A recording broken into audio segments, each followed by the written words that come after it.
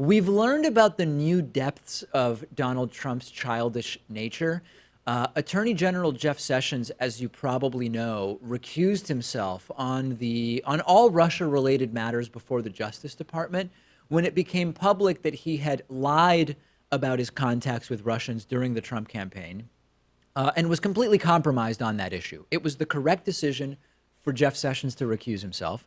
At the time, Trump was just furious about it. We know Trump was furious because he said publicly that if he had known Jeff Sessions was going to recuse himself, he never would have chosen him as Attorney General to begin with.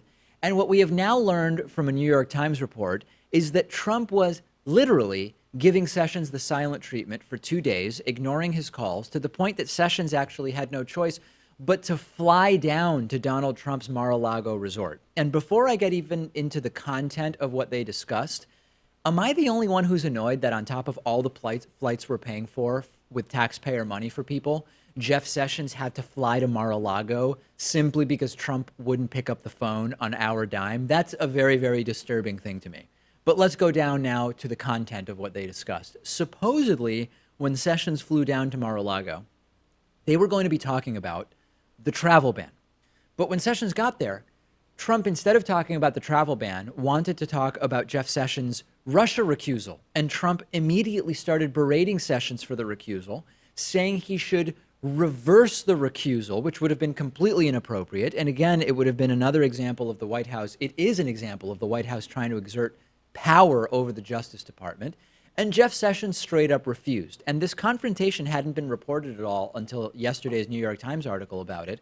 And it reportedly is now part of Robert Mueller's investigation because, yes, it is part of a possible obstruction of justice case against Donald Trump. We know that Trump was looking at forcing Jeff Sessions to resign through both public and private attacks against him.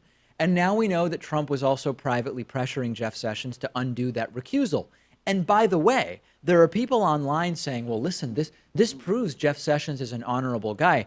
He did the right thing by not undoing the recusal. I guess. Undoing the recusal would have been completely untenable, right? It's not really about Jeff Sessions' morals or values. He's a lawyer, and he realizes that it would be boneheadedly ignorant to undo a recusal that was correctly made over something so serious.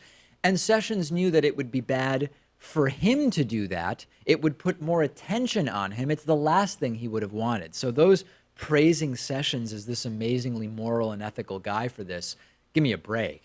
As far as Mueller's investigation, we learned yesterday that investigators have been asking many of the people that they've interviewed over the last few months whether they believe that Trump's pressure on Sessions to un-recuse himself was part of an attempt to obstruct the investigation.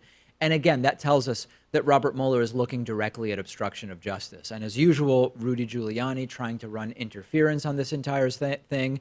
Rudy Giuliani saying yesterday, un-recuse doesn't mean bury the investigation. It just means take responsibility for it and handle it correctly. But don't be confused. This is a major, major bombshell.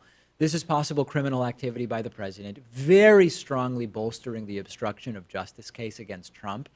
And it just barely registers because of the political environment that we're in right now. Consider the scope of the possible obstruction case right now. Trump fired Preet Bharara because of his investigations in New York. He got rid of the interim acting attorney general, Sally Yates. He fired FBI Director James Comey. He got rid of Rod Rosenstein. He got rid of Andrew McCabe. He pressured Jeff Sessions to unrecuse himself or to resign so that he could put in a new attorney general to take control of the investigation. And now we're learning that he may also be doing some pretty sketchy stuff with Admiral Mike Rogers and Director of National Intelligence Dan Coates. This is not what innocent people do. And I got an email from a viewer saying Sessions is a horrible ideologue, but he's not stupid. And if he isn't stupid, the smartest thing that Jeff Sessions could have done is immediately when he recuses himself, sell out the Trump team as soon as possible, cooperate with Robert Mueller. I don't know if that's what Jeff Sessions did. If he did do that, I hope that at some point we learn about it. Sessions does not strike me as one of these ideologically loyal, beyond all reason types, which Michael Cohen supposedly is, but might actually not be, as we'll soon find out. Sessions actually does strike me as a guy who looks out primarily for Jeff Sessions And it would not be hugely shocking to find out that immediately after the recusal, he got in touch with Robert Mueller and started working with him. We'll see. Send me your thoughts. You can discuss this with us on our subreddit at davidpakman.com/REDDIT. We will take a quick break.